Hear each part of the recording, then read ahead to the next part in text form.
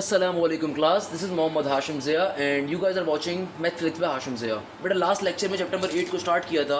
आज का लेक्चर आ रहा है एक्सरसाइज 8.3 के लेक्चर नंबर 2 के ऊपर। आज का लेक्चर किस चीज़ के ऊपर है? एक्सरसाइज 8.3 के लेक्चर नंबर 2 के ऊपर।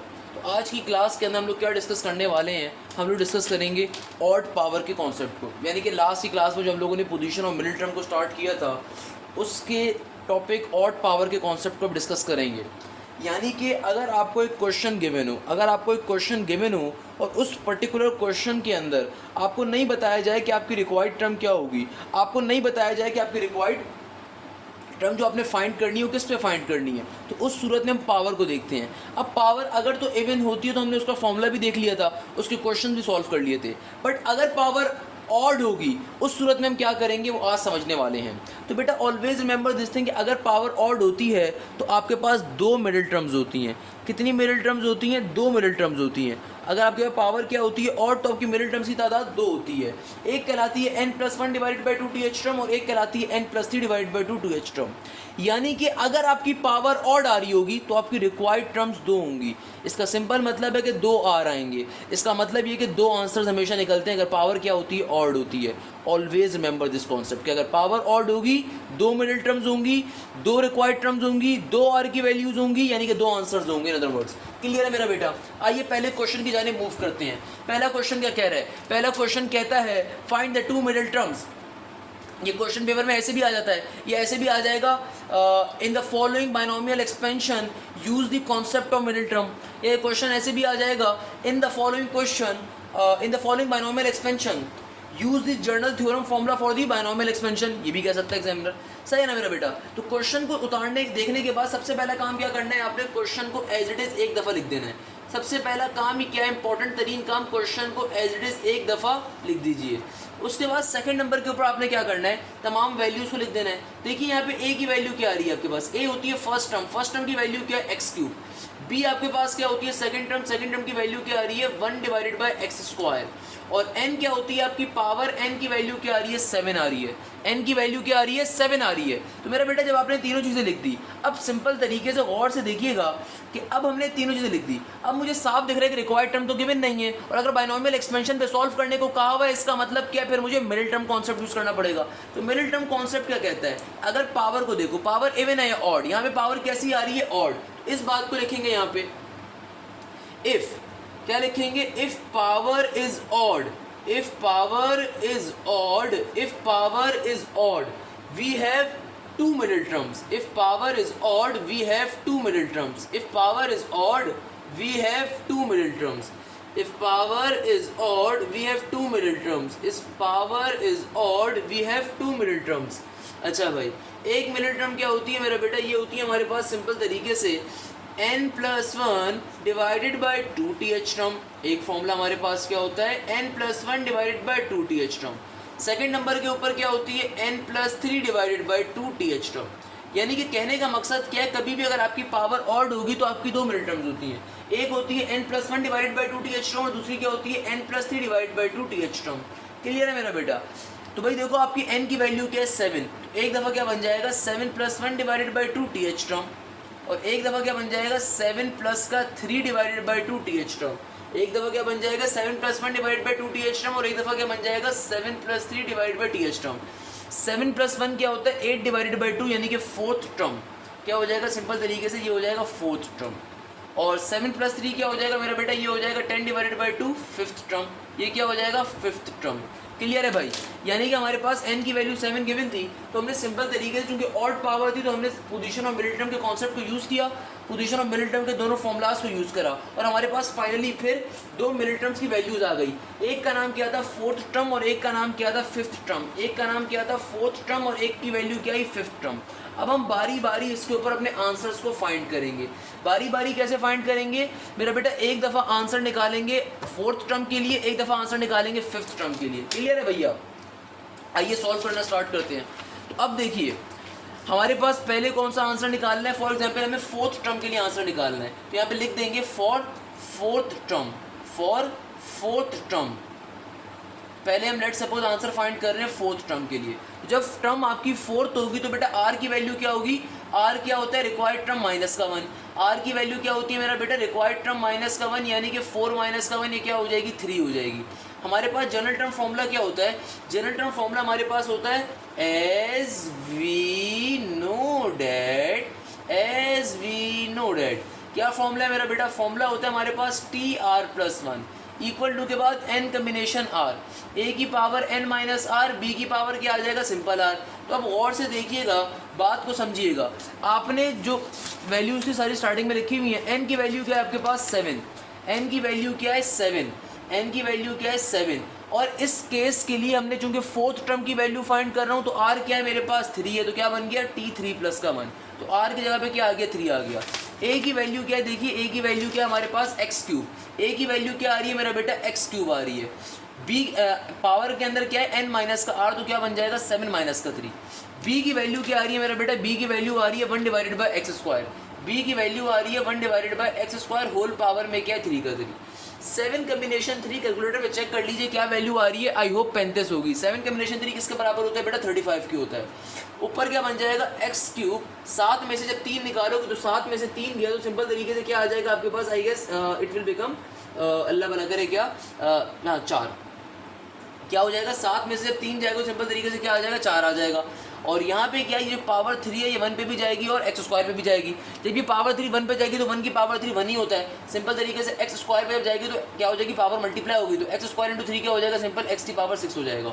तो यहाँ पे क्या बन गया 35 का 35, एक्स की पावर 3 4 12 का 12 इंटू 1 डिवाइडेड बाई एक्स की पावर 6, पावर को सिंप्लीफाई करवा दीजिए क्या बन जाएगा सिंपल तरीके से ये हो जाएगा हमारे पास 35 इंटू एक्स की पावर 6। तो जब T4 यानी कि टर्म 4 की वैल्यू क्या है हमारे पास, टर्म 4 की वैल्यू आई है 35 एक्स की पावर 6, क्या वैल्यू आई है मेरा बेटा टर्म 4 की वैल्यू 35 एक्स की पावर 6, टर्म 4 की वैल्यू क्या आ रही है 35 एक्स की पावर 6। क्लियर है भाई। अब देखिए चूंकि आपका मिडिल टर्म कैसी है ऑड है, आपकी मिडिल टर्म कैसी है ऑड है, तो आपके पास दो मिडिल टर्म की वैल्यूज आई है, तो हमने अभी फोर्थ टर्म के ऊपर वैल्यू फाइंड करी है, अब फिफ्थ टर्म के लिए काम करेंगे। इस बात को यहाँ पे लिख देंगे फॉर फिफ्थ टर्म, क्या लिखेंगे फॉर फिफ्थ टर्म। तो मेरा बेटा फिफ्थ टर्म के लिए आपके पास आर की वैल्यू क्या हो जाएगी, फिफ्थ टर्म के लिए आपके पास आर की वैल्यू हो जाएगी 5 माइनस का 1, 5 माइनस का 1 क्या बन जाएगा मेरा बेटा, ये बन जाएगा 4। क्लियर है भाई। तो सिंपल तरीके से हमारे पास फॉर्मूला क्या होता है, फॉर्मूला हमारे पास होता है T R plus 1, as we note करके लिखेंगे T R plus 1 N combination R, A की पावर n माइनस का r और b की पावर r। सिंपल तरीके से क्या बन जाएगा, ये बन जाएगा n की वैल्यू क्या है 7 है, क्वेश्चन में पीछे लिखी हुई है देख लीजिए, n की वैल्यू 7 है, a की वैल्यू x3 है, b की वैल्यू 1/x स्क्वायर है। तो 7 कम्बिनेशन r की वैल्यू क्या है मेरा बेटा, r की वैल्यू इस केस में 4 है, क्या हो गया r प्लस 1 यानी कि t का t 4 प्लस 1। a की वैल्यू क्या आ रही है मेरा बेटा, a की वैल्यू हमारे पास आ रही है सिंपल तरीके से क्या वैल्यू एक्स क्यूब, a की वैल्यू क्या है एक्स क्यूब, पावर में क्या आ जाएगा 7 माइनस का 4। b की वैल्यू क्या है मेरा बेटा 1 divided by x square, power में क्या आ जाएगा सिंपल तरीके से r की वैल्यू जो कि 4 है इस बारी में। तो 7 कम्बिनेशन 4 कैलकुलेटर में डाल दीजिए, आपके पास आंसर आ जाएगा। 7 कम्बिनेशन 4 की क्या वैल्यू आ रही है मेरा बेटा 35 ही आ रही होगी। यहाँ पे क्या बन गया एक्स क्यूब का एक्स क्यूब, 7 में से 4 गया तो सिंपल तरीके से क्या आ जाएगा 3 आ जाएगा, क्या आ जाएगा 7 में से 4 जाएगा तो 3 आ जाएगा। एक्स स्क्वायर की होल पावर में क्या आ रहा है 4 आ रहा है, तो क्या बन जाएगा, ये बन जाएगा 1 डिवाइडेड बाई 4 2 8। तो ये क्या हो गया सिंपल तरीके से 35 का 35। एक्स की पावर में क्या आ जाएगा मेरा बेटा 3 3 9, और यहाँ पे क्या मौजूद है 1 डिवाइडेड बाई एक्स की पावर 8 एज इट इज़। बेटा पावर 8 क्या हो जाएगी, पावर 9 को कैंसिल आउट करेगा तो क्या बन जाएगा, ये बन जाएगा 35 का 35 और x की पावर 8 इंटू एक्स की पावर 9, जब नीचे से ऊपर जाएगा तो 9 में से 8 गया तो सिंपल x बच जाएगा। क्या बचेगा, सिंपल x बचेगा। तो T5 के ऊपर आंसर क्या आ जाएगा आपका, ये आ जाएगा। इस तरीके से हमने T4 की वैल्यू भी फाइंड कर ली, T5 की फाइंड कर ली।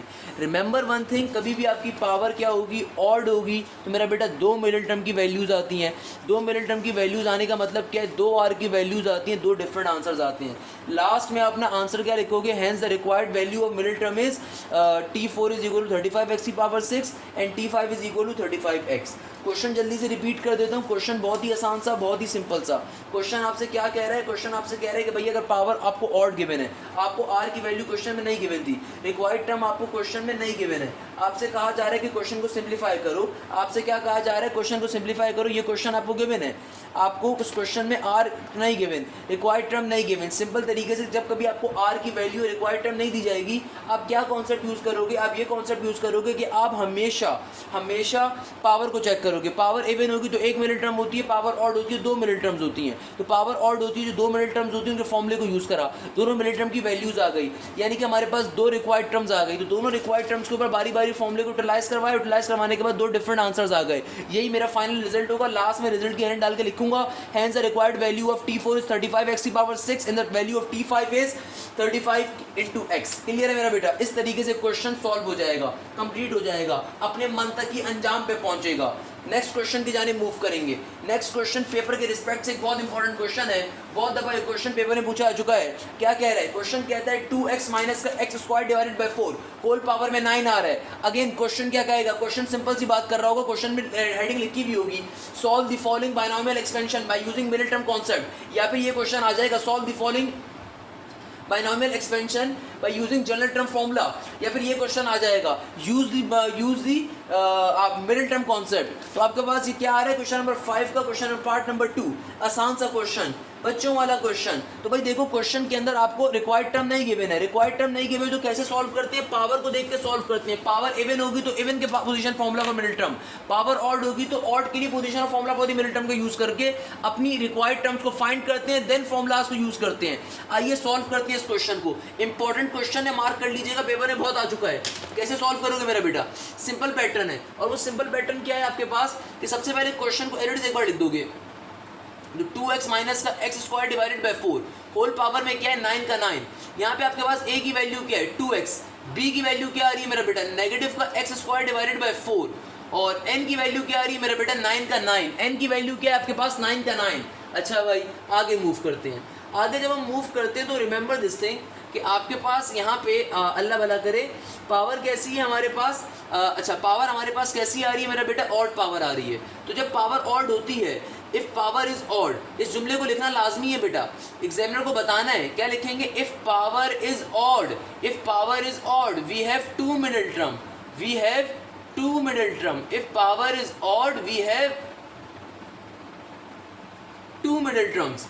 मेरा बेटा कौन कौन सी मिडिल टर्म्स होंगी, एक होगी n+1 divided by 2th term, और दूसरी क्या होगी मेरा बच्चा, ये होगी हमारे पास n+3 divided by 2th term. सही है भाई, एक होती है n+1 divided by 2th term और एक होती है n+3 divided by 2th term. तो हमारे पास सिंपल तरीके से क्या बन जाएगा, ये बन जाएगा हमारे पास 9+1 divided by 2th term, and then ये क्या हो जाएगा हमारे पास 9+3 डिवाइडेड बाय 2th टर्म। 9+1 क्या होता है 10, 10 डिवाइडेड बाई 2 क्या हो जाएगा मेरा बेटा 5th टर्म हो जाएगी, 10 डिवाइडेड बाई 2 क्या हो जाएगा 5th टर्म हो जाएगी। 9+3 क्या होता है 12, 12 बाई 2 क्या हो जाएगा मेरा बेटा सिंपल तरीके से ये हो जाएगी 6th टर्म हो जाएगी, यहाँ पे क्या हो जाएगी 6th टर्म हो जाएगी। तो यानी कि आपके पास एक रिक्वायर्ड टर्म की वैल्यू क्या है 5th टर्म है, एक रिक्वायर्ड टर्म की वैल्यू क्या आ रही है 5th टर्म, एक रिक्वायर्ड टर्म की वैल्यू क्या आ रही है 6th टर्म। इस तरीके से हमारे पास 2 रिक्वायर्ड टर्म्स आ गई, 2 मिडिल टर्म्स आ गई। मिडिल टर्म जो होती है वो रिक्वायर्ड टर्म होती है ना, तो यहाँ पे लिख भी दीजिए, hence the value of middle terms are 5th term and 6th term, hence 5th term and 6th term and 6th term are the middle terms, are the middle terms, are the middle terms। Clear है भाई। अब बारी बारी इनको solve करना है, तो एक बार सॉल्व करेंगे 5th टर्म के लिए, फिर सॉल्व करेंगे 6th टर्म के लिए मेरा बेटा। तो सबसे पहले सॉल्व करेंगे 5th टर्म के लिए, 5th टर्म पहली टर्म आ रही है, क्या बन जाएगा आइए देखते हैं। सबसे पहले सॉल्व करेंगे किसके लिए 5th टर्म के लिए।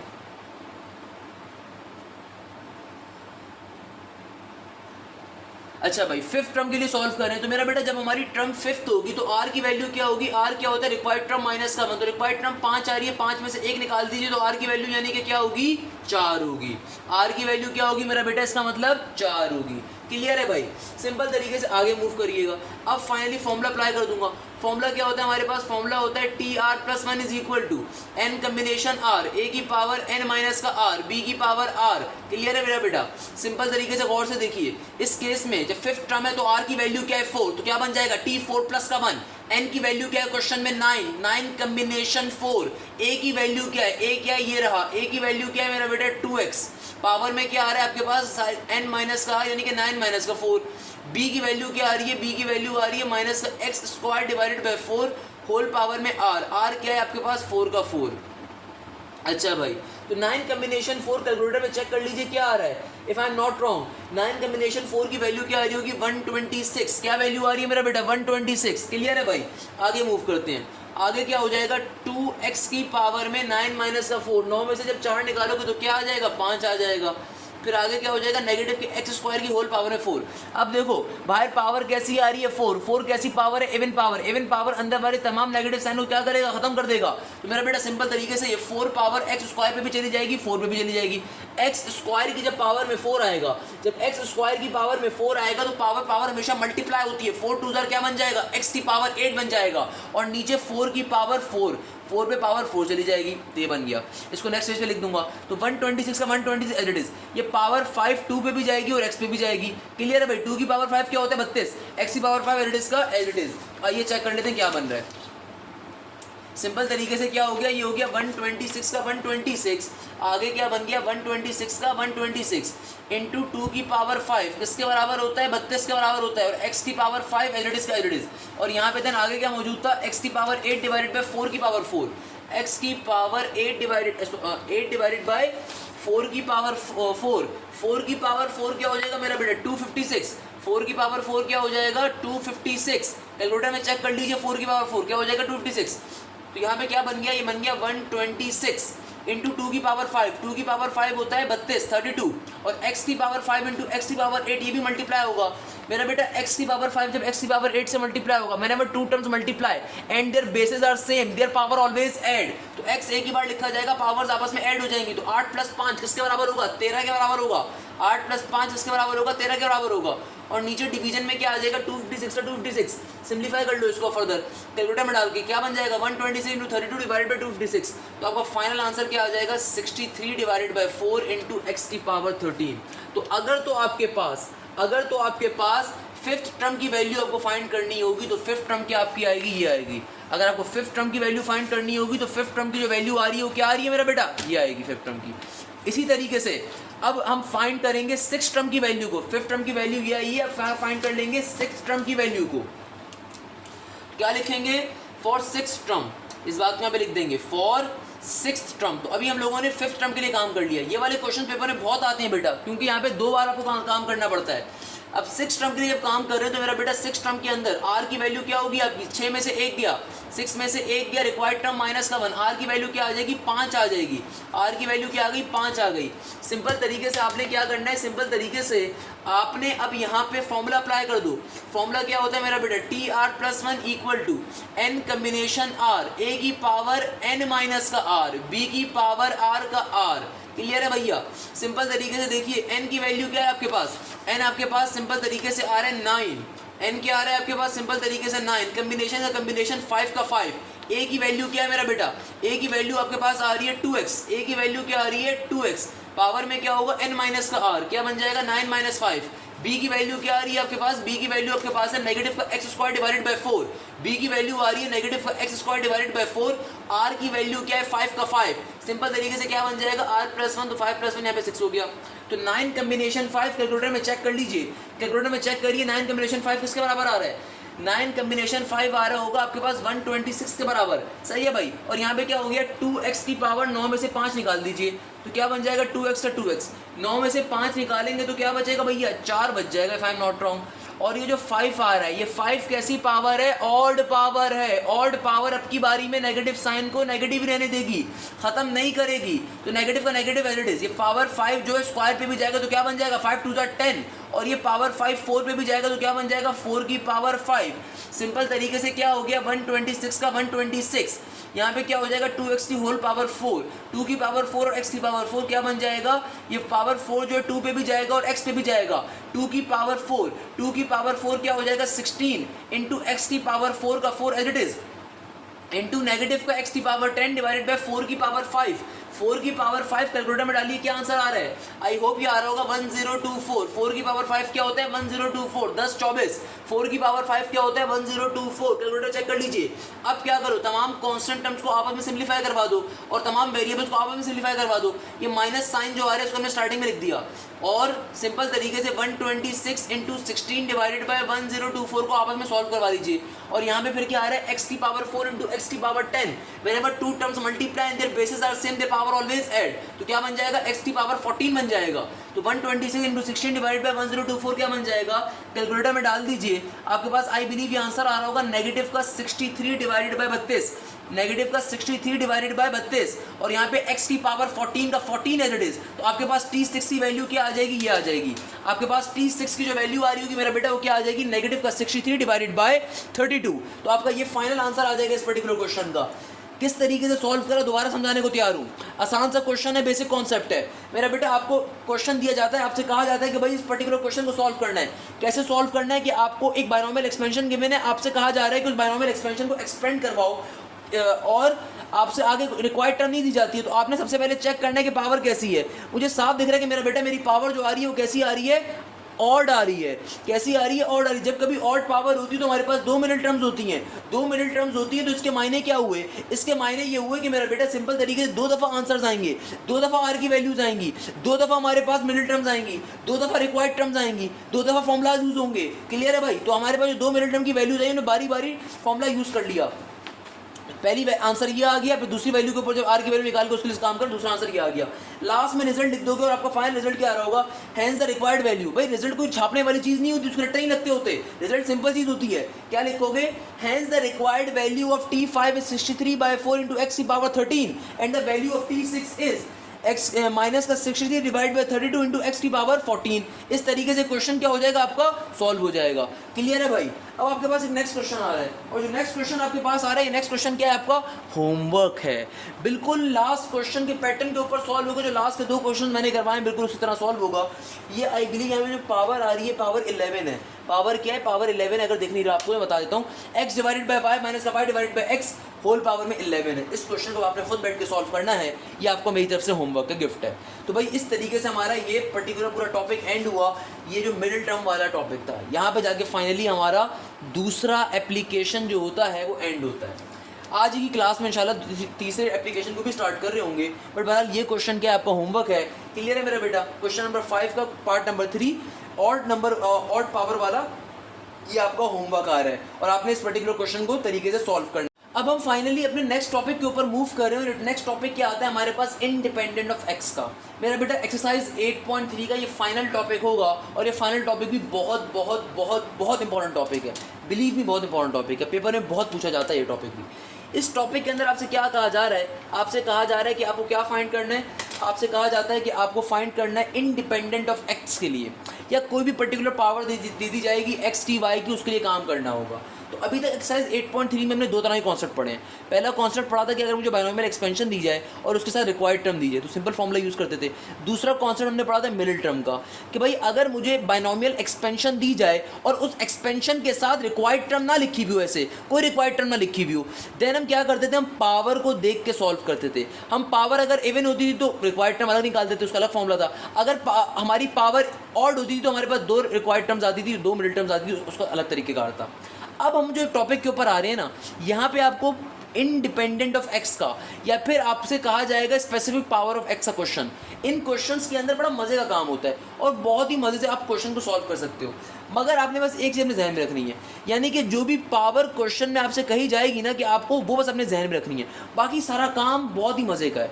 फॉर एग्जाम्पल बुक का क्वेश्चन नंबर 7 पार्ट नंबर 1 से बात का आगाज करते हैं। Right the simplified form of the term involving x. Right the simplified form of the term independent of x होगा, मैंने यहाँ पे इन्वॉल्विंग लिख दिया, यहाँ पे लिखा हुआ होगा right the simplified form of the term independent of x, not involving x, independent of x, यहाँ पे इंडिपेंडेंट होना चाहिए था। तो इंडिपेंडेंट ऑफ एक्स कह रहे हैं कि भैया आपको जो नीचे बिलो क्वेश्चंस दिए हैं उन सब के अंदर क्या निकाल के बताओ, इंडिपेंडेंट ऑफ एक्स बताओ, आपका आंसर क्या आ रहा होगा। अब ये क्वेश्चन है ना टेक्निकली बड़े मजे का है, बहुत ही मजे का क्वेश्चन है इंडिपेंडेंट ऑफ एक्स वाला। आइए सॉल्व करते हैं। देखो आपको एक बायनोमियल एक्सपेंशन अगेन दी जा रही है, मगर अब की बारी में ना तो आपको रिक्वायर्ड टर्म गिवन है और ना ही आपको ये गिवन है कि भैया पावर का कॉन्सेप्ट यूज़ करना है, यानी कि ना तो आपको रिक्वायर्ड टर्म गिवन है और ना ही आपको मिडिल टर्म कॉन्सेप्ट यूज़ करना है। अब ये तीसरा कॉन्सेप्ट होता है कि कभी भी आपको पावर में, वेरिएबल की पावर में खेलने को दे दिया जाए, ये तीसरा कॉन्सेप्ट होता है और ये बहुत मज़े का कॉन्सेप्ट है, बिलीव भी बहुत मज़े का कॉन्सेप्ट है। कैसे सॉल्व करेंगे मेरा बेटा? देखो सबसे पहला काम वही काम है जो आपको स्टार्टिंग से बताते हुए आ रहा हूँ। क्वेश्चन को सबसे पहले नंबर के ऊपर एज इट इज एक बार लिख दो, क्या बन जाएगा x माइनस का 1 divided by x square whole power में 15 का 15। यहाँ पे आपके पास a की वैल्यू क्या आ रही है, x आ रही है, b की वैल्यू क्या है मेरा बेटा, नेगेटिव का 1 डिवाइडेड बाई एक्स स्क्वायर, और n की वैल्यू क्या आ रही है मेरा बेटा, सिंपल तरीके से 15 आ रही है। n की वैल्यू क्या आ रही है मेरा बेटा, हमारे पास सिंपल तरीके से 15 आ रही है। क्लियर है यहाँ तक की बात। इसके बाद आपने दूसरे नंबर के ऊपर काम क्या करना है, आपने तमाम की तमाम वैल्यूज़ को क्वेश्चन में पुट करवा दो, सिंपल, बस सिंपल सा फॉर्मूले के अंदर तमाम की तमाम वैल्यूज़ को पुट करवा दो। क्या लिखेंगे, फॉर्मूला क्या होता है भाई, फॉर्मूला याद है या भूल गए? फॉर्मूला क्या होता है मेरा बेटा, कैसे लिखेंगे formula, as we know that, as we know that, as we know that. तो फॉर्मूला क्या है हमारे पास, फॉर्मूला हमारे पास सिंपल सा होता है T R plus 1 equal to N combination R, A की power N minus R into B की पावर आर। क्लियर है भाई, तमाम वैल्यूज़ को फॉर्मूले में डाल दो। अब आप सोच रहे होंगे सर आर तो पता ही नहीं है तो फॉर्मूले में कैसे डालें? मेरा बेटा ये जो पावर में खेलने वाले क्वेश्चन होते हैं जिसमें आपको बताया जाए कि भाई ट्रम इंडिपेंडेंट ऑफ एक्स या ट्रम इन्वॉल्विंग एक्स की पावर 0, यानी कि ट्रम इन्वॉल्विंग एक्स की पावर 0 हो गया, या आपसे कहा जाता है कि भाई किसी भी स्पेसिफिक वेरिएबल की पावर पे आपको खेलना है। तो इन क्वेश्चंस को करने का तरीका ये होता है, क्वेश्चन को एज इट इज एक बार लिखो, देन जितनी भी आपके पास एक्सप्रेशंस आ रही हैं उनको लिख दो, ए बी एन वगैरह लिख दिया, फिर फॉर्मूले में तमाम चीज़ों को डाल दो और फिर इक्वेशन नंबर ए का उसको नाम दे दो। यानी कि यहाँ तक की बात करने के बाद क्या करेंगे, तमाम वैल्यूज़ को फॉर्मूले में डाल देना। तो क्या बन जाएगा, T R plus 1 is equal to N की वैल्यू क्या है 15 कम्बिनेशन आर, ए की वैल्यू क्या आ रही है एक्स, पावर में क्या आ जाएगा सिंपल तरीके से 15 माइनस का आर, और b की वैल्यू क्या आ रही है मेरा बेटा, b की वैल्यू हमारे पास मौजूद है माइनस का 1 divided by x square whole power में क्या आ जाएगा आर। अब देखो, अब मेरी बात गौर से सुनिएगा, कभी भी आपके पास ये तीसरी तरह के क्वेश्चन आ रहे हो जिसमें आप पहली टाइप या दूसरी टाइप जिसके अंदर मिडिल टर्म कॉन्सेप्ट था उनको अप्लाई नहीं कर सकते। तो तीसरी टाइप के जो क्वेश्चंस होते हैं इनमें आपने क्या करना होता है, इनमें आपने वेरिएबल की पावर पे खेलना है। तो आपने तमाम वैल्यूज़ को उठा के फॉर्मूले में पुट करवा दिया। अब इस फॉर्मूले को थोड़ा सा सिंप्लीफाई करवाएंगे। क्या करवाएंगे, इस फॉर्मूले को थोड़ा सा सिंप्लीफाई करवाएंगे। और ये सिंप्लीफाई हम कैसे करवाएंगे, इस तरीके से करवाएंगे कि पूरी इस एक्सप्रेशन के अंदर सिर्फ एक सिंगल एक्स होना चाहिए, एक सिंगल वेरिएबल होना चाहिए। अब देखो यहाँ पे एक एक्स यहाँ पे भी आ रहा है वेरिएबल, एक वेरिएबल यहाँ पे भी आ रहा है। तो हमारी कोशिश ये होगी इसको थोड़ा सा सिंप्लीफाई करके एक ही जगह पे लेकर आ जाऊँ ताकि कंपैरिजन करवाना मेरे लिए क्या हो, आसान हो। अच्छा भाई सर क्या मतलब आपकी बात का, आइए चेक कर लेते हैं। भाई देखो ये क्या बन गया, बन गया 15 combination R as it is, x की पावर क्या आ रही है सिंपल 15 माइनस का आर आ रही है। भाई ये जो आर बाहर पावर है, जाहिर सी बात है नेगेटिव के 1 पे भी जाएगा और एक्स स्क्वायर पे भी जाएगा। अब मुझे नहीं पता है आर की वैल्यू क्या होगी, प्लस इवन होगी ऑड होगी, तो इसलिए हम इसको माइनस साइन से ख़त्म नहीं कर सकते। तो ये आर ऑब्वियसली सी बात है 1 पे भी जाएगा और एक्स स्क्वायर पे भी जाएगा। तो क्या बन जाएगा, ये बन जाएगा नेगेटिव के 1 की power R divided by x square की पावर आर। तो ये क्या बन जाएगा, x2r। भाई जाहिर सी बात है जब ये आर एक्स स्क्वायर से आके मल्टीप्लाई होगा एक्स स्क्वायर की पावर पे जाएगा तो पावर मल्टीप्लाई होंगी तो क्या बन जाएगा, x की पावर 2r। क्लियर है। मैंने आपसे क्या कहा, तमाम वैल्यूज उठा के फॉर्मूले में डालने के बाद कोशिश ये करनी है कि जो भी आपका वेरिएबल हो उसको एक्सप्रेशन में सिर्फ एक जगह पे आए। अब यहाँ पे 2 जगहों पे आ रहा है तो हम इसको एक ही जगह पे कंबाइन करना चाह रहे हैं। कैसे करेंगे कि आप सिंप्लीफिकेशन पे सिंप्लीफिकेशन होगी। अब देखो ये x की पावर 2r नीचे डिवाइड हो रहा है, तो ये डिवाइड हो रहा है, इसको नीचे से अगर ऊपर शिफ्ट कर दूँगा ऊपर जाके क्या हो जाएगा, मल्टीप्लाई हो जाएगा। तो ऊपर जाके क्या हो जाएगा, नेगेटिव के अंदर मल्टीप्लाई हो रहा होगा। तो क्या बन जाएगा, ये बन जाएगा 15 कम्बिनेशन r, x की पावर 15 माइनस का 2r एज इट इज।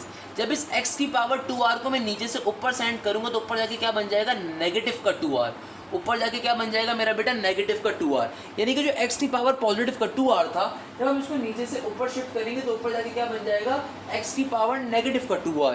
ये बात भी क्लियर होगी आई होप तमाम स्टूडेंट्स को। अब क्या करेंगे मेरा बेटा, अब हम एक छोटा सा काम करेंगे। छोटा सा काम क्या करेंगे, मुझे साफ दिख रहा है कि दो x की टर्म्स मल्टीप्लाई हो रही हैं, and whenever two terms multiply their basis are same their power always add.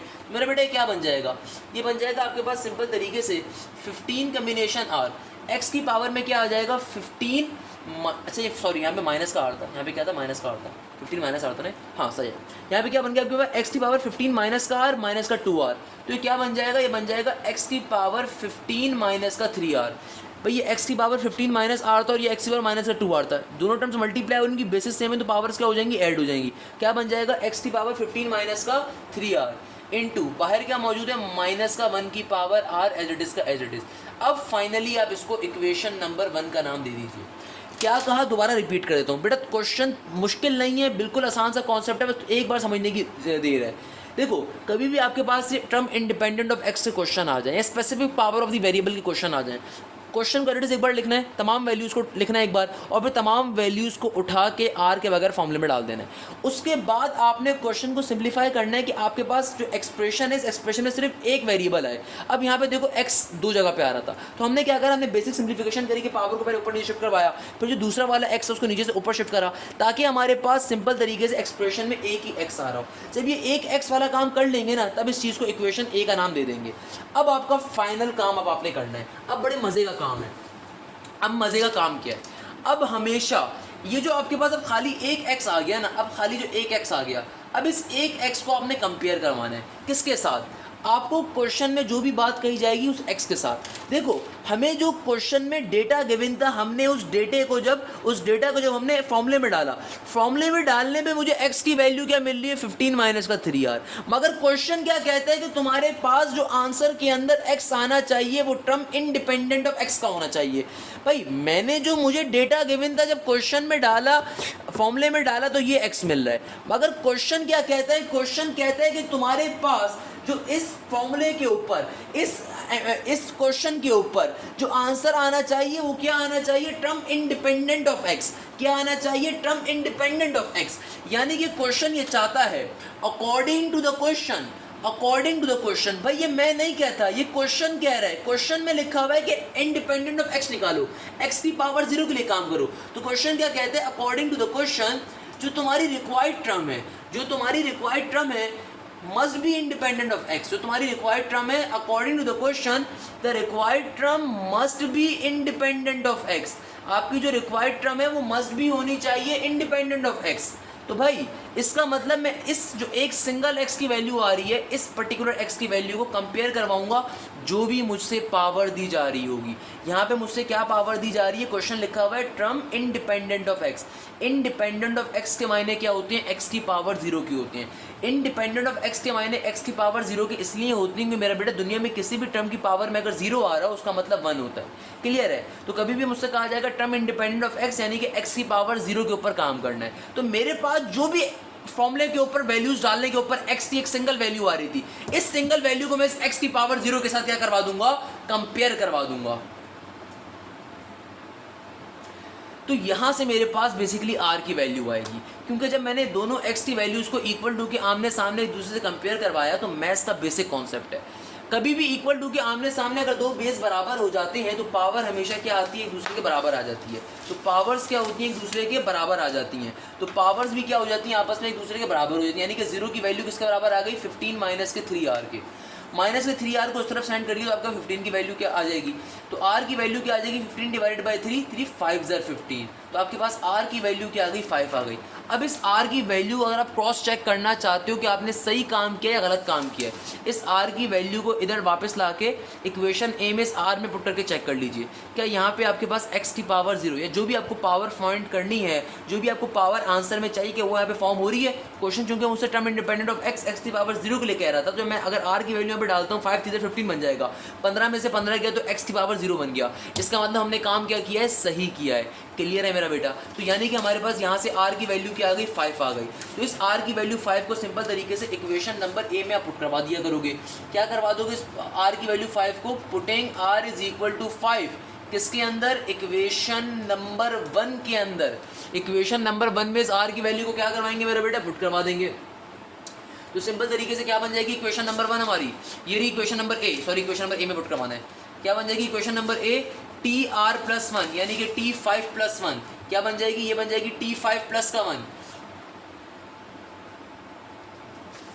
Equal to n combination r। तो ये क्या बन जाएगा? 15 कम्बिनेशन r। क्या बन जाएगा मेरा बेटा? 15 कम्बिनेशन 5। आगे क्या हो जाएगा? आगे हो जाएगा सिंपल तरीके से x की पावर 15 माइनस का 3r। तो ये हो जाएगा मेरे पास x की पावर 15 माइनस का 3r, r मतलब यानी कि 5 का 5 हो गया। आगे क्या हो जाएगा मेरा बेटा? इंटू -1 की पावर r।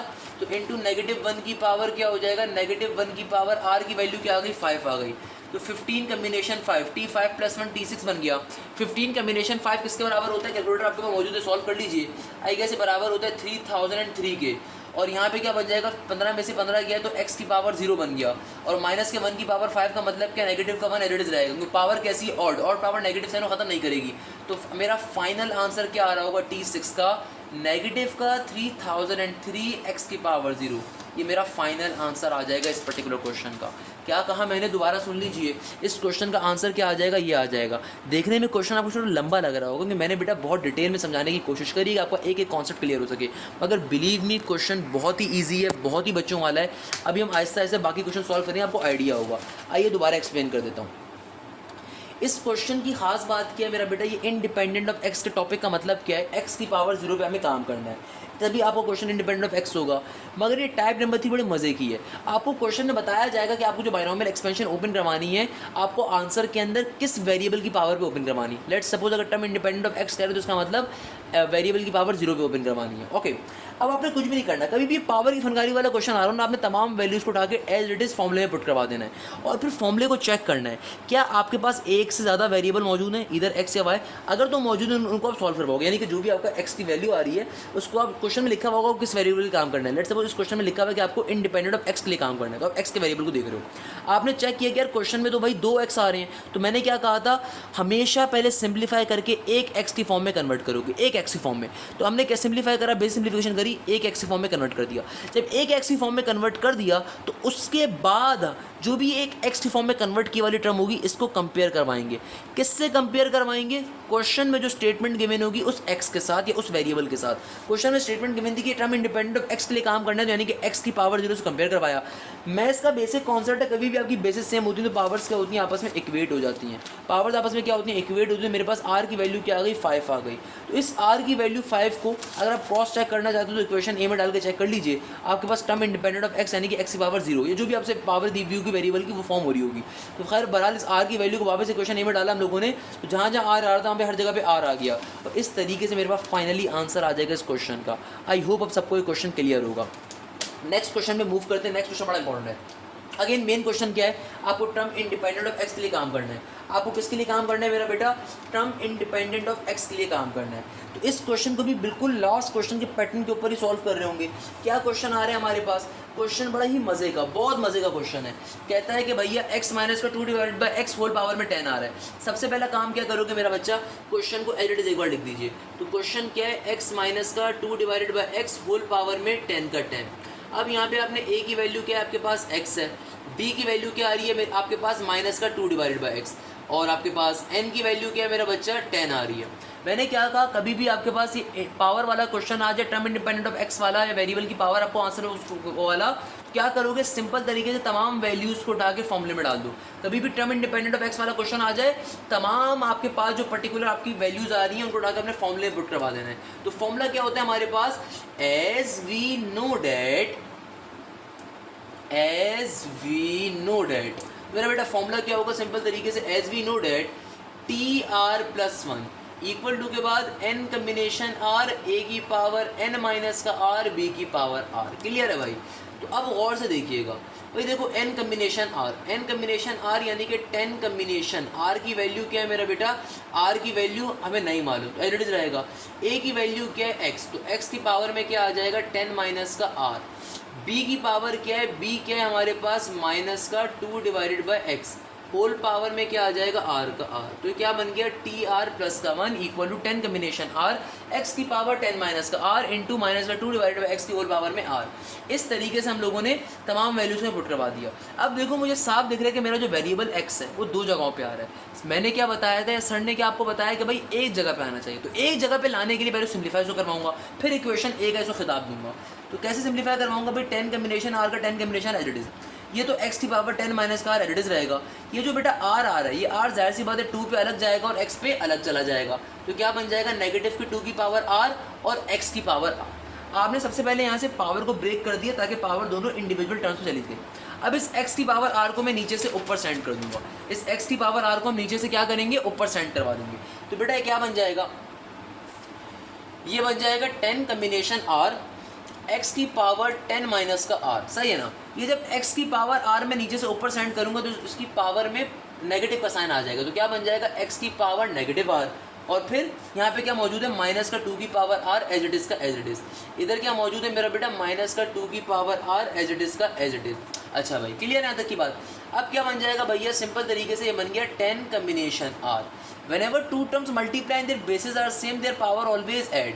क्या बन जाएगा, ये बन जाएगा 10 माइनस का 2r इंटू नेगेटिव का 2 की पावर r। अब फाइनली आपने अपने जो आपका एक क्वेश्चन था इसमें तमाम वैल्यूज डलवाने के बाद आपने फाइनली अपने एक x की फॉर्म में क्वेश्चन को कन्वर्ट कर लिया। जब एक x की फॉर्म में कन्वर्ट कर लिया है मेरा बेटा, तो अब फाइनली आप क्या करवा सकते हो, अब इसको इक्वेशन नंबर ए का नाम दे सकते हो।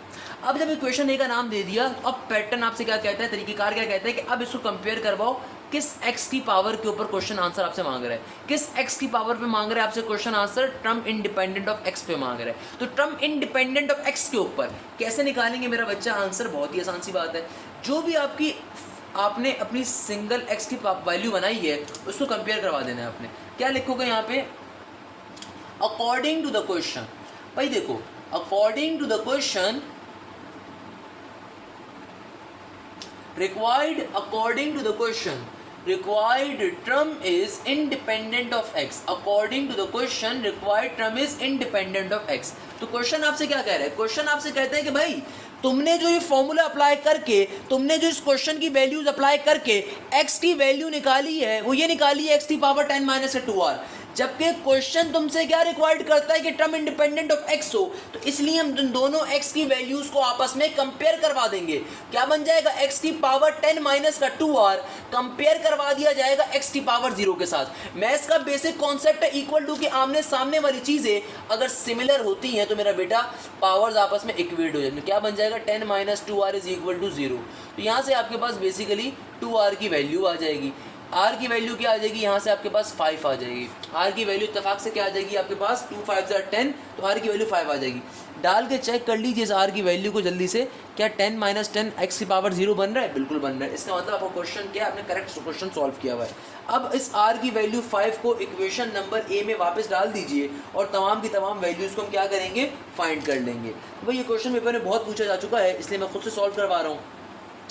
तो क्या बन जाएगा बेटा, इक्वेशन नंबर ए हमारी क्या फॉर्म हो जाएगी, इक्वेशन नंबर ए बन जाएगी TR प्लस 1 यानी कि T5 प्लस 1 इक्वल टू के बाद 10 कम्बिनेशन R यानी कि 10 कम्बिनेशन 5 x की पावर 10 माइनस का 2r, r का मतलब 5 इंटू नेगेटिव का 2 की पावर r, तो r की वैल्यू क्या है 5। तो 10 कम्बिनेशन 5 क्या होता है मेरा बेटा, ये होता है 252।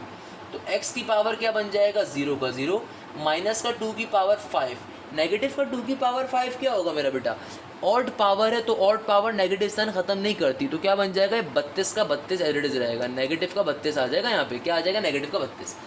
अब क्या हो जाएगा, 252 इंटू नेगेटिव का 32 किसके बराबर हो जाएगा, सिंप्लीफाई कर लीजिए, मल्टीप्लाई करिए, ये बराबर हो जाएगा आई गेस 8064, किसके बराबर आ जाएगा 8064 इंटू एक्स की पावर 0 के।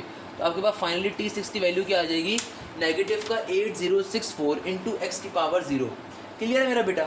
इस तरीके से फाइनली ये क्वेश्चन अपने मंतकी अंजाम पे पहुंचेगा और फाइनली ये क्वेश्चन सॉल्व हो जाएगा। तमाम बच्चों को ये क्वेश्चन क्लियर है, किसी बच्चे को इस क्वेश्चन में कोई मसला, कोई परेशानी, कोई प्रॉब्लम। आज की क्लास के लास्ट क्वेश्चन पे जा रहा हूँ जहाँ पे हम लोग टर्म इंडिपेंडेंट ऑफ एक्स का टॉपिक भी इंशाल्लाह एंड कर रहे होंगे। बहरहाल ये जो क्वेश्चन आपके सामने मैंने लिखा है ये बहुत इंपॉर्टेंट क्वेश्चन है। Billions and billions of dollar का ये सिर्फ एक क्वेश्चन है, पेपर में बेतहाशा दफ़ा क्वेश्चन पूछा जा चुका है टाइम इंडिपेंडेंट ऑफ एक्स के ऊपर। ये क्वेश्चन मैं खुद से सॉल्व करवा देता हूँ। क्या कह रहा है मेरा बेटा इस क्वेश्चन में? अगेन बेसिक वही बातें सारी की जा रही हैं कि आपको एक्सप्रेशन गिवन है बाइनोमियल, आपसे कहा जाता है बताओ इसका टर्म इंडिपेंडेंट ऑफ एक्स क्या होगा। तो भाई किस तरीके से सॉल्व करेंगे मेरा बेटा? क्वेश्चन का रेडिस एक बार लिख लिया, देन आप एक बार लिख लोगे, देन आपको ए की वैल्यू का गिवन है रूट एक्स, आपको बी की वैल्यू का गिवन है 2 डिवाइडेड बाय एक्स स्क्वायर, आपको एन की वैल्यू का गिवन है 10। सिंपल तरीके से फॉर्मूला को यूज़ करवाओगे। फॉर्मूला क्या होगा? As we know that. Formula क्या हो जाएगा हमारे पास? फॉर्मूला होता है मेरा बेटा हमारे पास टी आर प्लस वन। क्या होगा? T R plus one is equal to N combination R. A की पावर क्या हो जाएगा? एन माइनस का आर, बी की पावर क्या हो जाएगा? आर का आर। तमाम वैल्यूज को पुट करवा दीजिए। एन की वैल्यू क्या आ रही है मेरा बेटा? 10 आ रही है। कम्बिनेशन है कम्बिनेशन। आर की वैल्यू क्या है? नहीं मालूम, फाइंड करनी है अभी। ए क्या है हमारे पास? Under root X. ए क्या है हमारे पास? Under root X. N minus का आर, एन की वैल्यू क्या है? 10 माइनस का आर। बी किसके बराबर है मेरा बेटा? बी की वैल्यू है हमारे पास 2 डिवाइडेड बाय एक्स स्क्वायर, और आर की वैल्यू क्या है बाहर? आर का आर एज इट इज़। अच्छा भाई क्या बन गया ये? 10 कम्बिनेशन आर का आर। मैंने क्या कहा था? फाइनल एक्सप्रेशन, उसको इक्वेशन ए का नाम दोगे जो एक एक्स की फॉर्म में होगी। यहाँ पे 2 एक्स आ रहे हैं, अगेन रूट एक्स और एक्स स्क्वायर आ रहा है। सबसे पहले इसको सिंप्लीफाई करवाऊंगा बेटा। अंडर रूट एक्स बराबर होता है किसके? एक्स डिवाइडेड बाय एक्स की पावर हाफ के। अंडर रूट एक्स की पावर होती है किसके बराबर होती है? एक्स की पावर हाफ के। यहाँ पे 10 माइनस आर का 10 minus R as it is रहा। भाई ये जो आर है ये जाहिर सी बात है 2 पे अलग जाएगा और एक्स स्क्वायर के ऊपर अलग मूव करेगा, तो क्या बन जाएगा? 2 की power R divided by x की पावर 2r, यानी कि एक्स 2 की पावर 2r हो गया। अब ये क्या हो गया? ये आपके पास हो गया 10 कम्बिनेशन आर इंटू एक्स की पावर हाफ माइनस का 10 माइनस आर। तो क्या बन गया? ये बन गया एक्स की पावर हाफ बाहर एज इट इज, अंदर एज इट इज का एज इट इज। पावर क्या आ रही है? 10 माइनस का आर। और से देखिए ये जो नीचे वाली एक्स की पावर 2r है, इसको जब नीचे से मैं ऊपर सेंड करूँगा, इस टर्म को जब मैं नीचे से क्या करूँगा मेरा बेटा? ऊपर सेंड करूँगा, तो ऊपर जाके क्या बन जाएगी? ये बन जाएगी एक्स की पावर नेगेटिव का 2r। क्या बन जाएगी? एक्स की पावर नेगेटिव का 2r इंटू ब्रैकेट में क्या मौजूद है? 2 की power r as it is का एज इट इज़। क्या कहा मैंने? कोई जब एक्स की पावर 2r को नीचे से ऊपर सेंड करेंगे तो ऊपर जाके क्या हो जाएगा? ये हो जाएगा एक्स की पावर नेगेटिव 2r और बाहर 2 की power r as it is का एज इट इज़ मौजूद रहेगा। अच्छा अब यहाँ पे 2 चीज़ें हैं। एक चीज़ ये कि 10 कम्बिनेशन आर का 10 combination R as it is. अब जब मैं इस ब्रैकेट को पहले ओपन करवाता हूँ तो ये पावर हाफ जो है 10 और आर दोनों से मल्टीप्लाई होगी, तो सिंपल तरीके से क्या बन जाएगा? ये बन जाएगा 5 माइनस का R divided by 2 into x की पावर नेगेटिव का 2r एज इट इज़ का एज इट इज़ इंटू 2 की पावर आर। मेरा बेटा ये क्या बन जाएगा? ये बन जाएगा 10 कम्बिनेशन आर। अब गौर से देखिए, whenever 2 terms multiply in their basis are same their power always add. तो क्या बन जाएगा? ये बन जाएगा x एक बार लिखा जाएगा, पावर सारी आपस में ऐड हो जाएंगी। पावर जब ऐड हो जाएंगी तो क्या बन जाएगा? 5 माइनस का r डिवाइडेड बाई 2 माइनस का 2r इंटू 2 की पावर r। इसको मैं थोड़ा सा और सिंप्लीफाई भी हम कर सकते हैं, अगर यहाँ से पावर में हम वो ले लें, बट खैर ज़रूरत नहीं है उसकी। क्या कहा मैंने आपसे? हमने सिंपल तरीके से, ये क्वेश्चन क्यों इंपॉर्टेंट तरीन क्वेश्चन है, आई होप अब इसकी सिम्प्लीफिकेशन देख के आपको आइडिया हो चुका होगा कि यहाँ पे जो रूट एक्स था बेसिकली आपने पहले उसको कन्वर्ट करवाया हाफ के अंदर, और फिर नीचे वाले एक्स की पावर 2r को मैंने नीचे से ऊपर शिफ्ट करवाया। देन हमारे पास ब्रैकेट को जब मैंने ओपन करवाया तो हाफ जो पावर आ रही है 10 और r दोनों से मल्टीप्लाई होगी। उसके बाद फिर पावर्स को आपस के अंदर हमने ऐड करवाया क्योंकि बेसिस सेम थी हमारे पास। तो फाइनली अब कहीं जाके मेरा बाइनोमियल हमारे पास फाइनली एक्सप्रेशन आ गई। अब जो हमारे पास सिंगल एक्स की फॉर्म में एक्सप्रेशन आई है, अब क्या करेंगे? हमें बात मालूम है कि भाई क्वेश्चन के अंदर जो वैल्यूज़ गिवन है उनको जो फॉर्मूले पे डाल दो, एक्स की पावर में ये वैल्यू आ रही है। मगर ओरिजिनली क्वेश्चन क्या कहता है? क्वेश्चन ओरिजिनली आपसे ये कहता है कि आपको जो काम करना है आंसर के अंदर जो रिक्वायर्ड टर्म चाहिए वो तो एक्स की पावर 0 पे चाहिए। तो भाई एक्स की पावर 0 पे काम कर लेंगे। कैसे करेंगे मेरा बेटा? बहुत ही आसान सा कॉन्सेप्ट है कि हम इस बात में भी लिखेंगे according to the question, according to the question, according to the question required term is independent of x। क्या लिखूंगे? required term is independent of x, required term is independent of x, according to the question required term is independent of x। तो मेरे पास जो ये x की वैल्यू आ रही है, ये जो x की वैल्यू आ रही है इसको बेसिकली कंपेयर करवा देंगे। किस x की वैल्यू को? x की पावर 5 माइनस का r डिवाइडेड बाई 2 माइनस का 2r को। इसको कंपेयर करवा देंगे किसके साथ मेरा बेटा? इसको हम कंपेयर करवा देंगे x की पावर 0 के साथ। क्लियर है मेरा बच्चा? तो पावर्स आपस में क्या हो जाएंगी? इक्वेट हो जाएंगी। पावर्स आपस में क्या हो जाएंगी मेरा बेटा? इक्वेट हो जाएंगी। तो यहाँ पे क्या बन जाएगा? 5 माइनस का r डिवाइडेड बाई 2 माइनस का 2r इक्वल टू के बाद क्या आ जाएगा? 0 का 0। तो भाई सिंपल तरीके से यहाँ से हम आर की वैल्यू फाइंड कर सकते हैं। तो तमाम आर वाली टर्म्स को दूसरी तरफ सेंड कर दूंगा तो क्या बन जाएगा, वो बन जाएगा वहाँ पे जाके प्लस का 2r प्लस का r/2। तो सिंपल तरीके से क्या हो जाएगा, 5 का 5 as it is equal to के बाद क्या बन जाएगा मेरा बेटा, बहुत ही आसान सा कॉन्सेप्ट। यहाँ पे अगर हम लोग क्या ले लें, कॉमन ले एलसीएम ले लें तो ये हो जाएगा 2 का 2 4r प्लस का r, ये 2 यहाँ पे डिवाइड हो रहा है, वहाँ पे मल्टीप्लाई हो जाएगा 10 इज इक्वल टू 5r। तो आपके पास 5 1 ज़र 5 5 2 ज़र 10, तो r की वैल्यू आपके पास क्या आ जाएगी, 2 आ जाएगी। चेक कर लेता हूँ क्या r की वैल्यू सही आई है, आइए चेक करता हूँ। आज जब यहाँ पे डालूंगा तो क्या बन जाएगा, 2/2 1 होता है और 2 to the 4 होता है। तो 5 माइनस का 1 माइनस का 4 क्या हो जाएगा, 5 माइनस 5 0 हो जाएगा, यानी कि सही हमारे पास आर की वैल्यू आ रही है। तो जो भी आर की वैल्यू आएगी यहाँ पे डालने के ऊपर आपको जो भी आपको क्वेश्चन में जिस वेरिएबल के पावर के ऊपर सॉल्व करने को कहा हुआ है वो वेरिएबल की पावर यहाँ पे बननी चाहिए। सिंपल तरीके से हमारा क्वेश्चन क्या हो गया, यानी कि सॉल्व हो सकता है। तो इस जो भी आर की वैल्यू आ रही है उसको पूरी इक्वेशन ए में पुट करवाएंगे और फिर फाइनल आंसर फाइंड कर लेंगे। आइए कर लेते हैं मेरा बेटा। तो इस r की वैल्यू को क्या करेंगे, पुट करवा के फाइनल आंसर फाइंड कर लेंगे। लिखेंगे इस बात को यहाँ पे, putting r is equal to 2, putting r is equal to 2 in equation number a, putting r is equal to 2 किसके अंदर, इक्वेशन नंबर a के अंदर। तो मेरा बेटा ये क्या बन जाएगा, ये बन जाएगा हमारे पास सिंपल तरीके से t2 + 1 equal to 10 combination 2, 10 combination 2 आगे क्या आ रहा है, x की पावर 5 माइनस का 2 डिवाइडेड बाई 2 माइनस का 2 इंटू 2 की पावर क्या है, 2 का 2। तो 10 कम्बिनेशन 2 क्या होता है मेरा बेटा, हमारे पास 10 कम्बिनेशन 2 होता है हमारे पास, अल्लाह भला करे 45 के बराबर। कैलकुलेटर मौजूद है, आप सॉल्व कर सकते हैं। यहाँ पे क्या बन जाएगा, 5 2/2 और 4 x की पावर 0 और 2 की पावर 2 किसके बराबर होता है मेरा बेटा, 4 के बराबर होता है। तो 45 इंटू 4 क्या हो जाएगा, ऑब्वियसली 180 इंटू एक्स की पावर 0। तो आपके पास t3 की वैल्यू क्या आ जाएगी, ये आ जाएगी 180 x की पावर 0। तो आपके पास t3 की वैल्यू क्या आ जाएगी, 180 x की पावर 0। इस तरीके से फाइनली हम लोगों ने टर्म इंडिपेंडेंट ऑफ x के क्वेश्चंस को भी अपने मंतकी अंजाम पे पहुंचा दिया। इस तरीके से हमारा क्वेश्चन क्या हो जाएगा, सॉल्व हो जाएगा। सिंपल सा क्वेश्चन है, बहुत इंपॉर्टेंट क्वेश्चन है, इसलिए इस क्वेश्चन को मैंने खुद सॉल्व करवाया ताकि आपको सिंप्लीफिकेशन जो कि ऑल्दो आसान थी, आपको मसला ना हो बिल्कुल भी। क्लियर है मेरा बेटा। इस तरीके से किसी बच्चे को इस क्वेश्चन में कोई मसला, कोई परेशानी, कोई प्रॉब्लम, अगर कोई मसला नहीं है तो बेटा पिछले 1.5 घंटे से मैं बार बार चीख रहा हूँ। अब ये क्वेश्चन अब आपका होमवर्क है, ये क्वेश्चन भी इंपॉर्टेंट है, बहुत पहले बता रहा हूँ, बट ये क्वेश्चन अब मैं सॉल्व नहीं करवाऊंगा। क्यों नहीं करवाऊंगा, क्योंकि मेरा बेटा मैंने पिछले 3 क्वेश्चन आपको सॉल्व करवा दिए इस पैटर्न के ऊपर, मुश्किल भी आसान भी। अब ये क्वेश्चन आपने सॉल्व करना है, सिंपल क्वेश्चन है, सेम पैटर्न पे सॉल्व होगा। ये आपकी ए टर्म आ रही है, आपकी बी टर्म आ रही है, सिंपल तरीके से वैल्यू डालोगे। आर की वैल्यू यहाँ पे क्या आ रही होगी, चलो मैं बता देता हूँ। आर की वैल्यू आपके पास 6 आएगी और जो आपकी फाइनल टर्म आएगी वो आएगी 2268 x की पावर 0। आपकी जो t7 होगी वो टर्म, आपकी जो t7 की वैल्यू आएगी वो क्या आएगी, 2268 इंटू एक्स की पावर 0। तो अभी के अभी बैठ के वीडियो को स्टॉप करिए, बल्कि वीडियो एंड ही हो रही है, तो लेक्चर के फ़ौरन बाद बैठ के इस क्वेश्चन को सॉल्व करिए। सिंपल सा क्वेश्चन है बेटा, जब तक आप खुद से प्रैक्टिस नहीं करो आपको नहीं पता चलेगा, आपको बात समझ में आई नहीं आई। ये बात मुझे भी मालूम है, ये बात आपको भी मालूम है कि हमारा फिजिकल इंटरेक्शन नहीं हो रहा, हमारा दरमियान में फिजिकल बाउंड्री तो है नहीं। तो कैसे पता चलेगा कि आपको कॉन्सेप्ट समझ में आया, जब आप उस कॉन्सेप्ट की खुद से प्रैक्टिस करोगे। जब तक बेटा आप खुद से प्रैक्टिस नहीं करोगे आपको नहीं पता चलेगा आपको ये चीज़ समझ में आई नहीं है, समझ में आई। सिंपल सा क्वेश्चन है, पूरी टर्म ए है, पूरी टर्म बी है, एन आपके पास 9 आ रहा है। सिंपल तरीके से आपको क्या करना है, टर्म इंडिपेंडेंट ऑफ एक्स की वैल्यू निकालनी है। मैंने आपको एन की वैल्यू बता दी, क्या आएगी मेरा बेटा, सॉरी आर की वैल्यू 6 आएगी और आपके पास जो t7 की वैल्यू आ रही होगी वो ये आ रही होगी 2268 एक्स की पावर 0। सॉल्व कर लीजिए और आंसर मैच कर लीजिए। अगर आंसर सही आ रहा है तो वेल गुड, नहीं आ रहा तो इसका मतलब आपने कॉन्सेप्ट पहले समझा ही नहीं, या फिर आपने कोई गलती करी होगी क्वेश्चन की सिंप्लीफिकेशन के अंदर, क्योंकि क्वेश्चन बहुत ज़्यादा इंपॉर्टेंट है। तो इसी लेक्चर के ऊपर आज की क्लास, इसी क्वेश्चन के ऊपर आज के लेक्चर को, आज की क्लास को एंड करेंगे।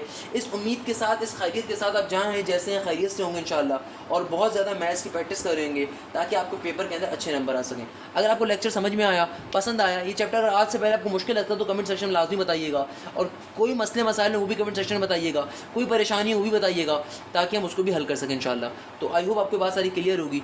यहीं पर इस लेक्चर को एंड करते हैं। जज़ाक अल्लाह, thank you so much. Hashim Zia signing of.